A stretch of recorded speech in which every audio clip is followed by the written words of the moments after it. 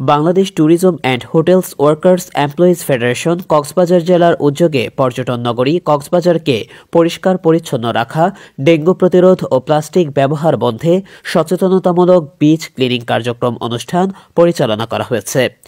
5 December বৃহস্পতিবার রাতে আয়োজিত এ প্রোগ্রামে প্রধান অতিথি হিসেবে উপস্থিত ছিলেন Bangladesh tourism board chairman Abu Taher Mohammad Jaber.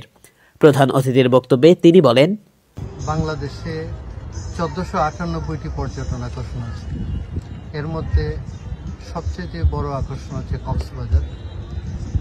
এই কক্সবাজার সমুদ্র সৈকত ছাড়াও আরও অনেক জায়গা আছে দেখার মতো। এবং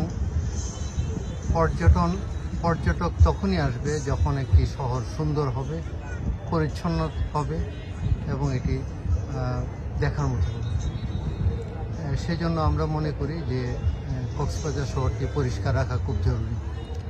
দ্বিতীয়ত হচ্ছে এখন ডেঙ্গুর প্রাদুর্ভাব আছে এবং ডেঙ্গু এখানে বেশি হচ্ছে যদি মনে করে এই খবরটা ছড়িয়ে পড়ে, তাহলে কিন্তু ট্যুরিস্ট আসবে না। এটাও একটা গুরুত্বপূর্ণ ইস্যু। এই জন্য ডেঙ্গু প্রতিরোধ করা দরকার।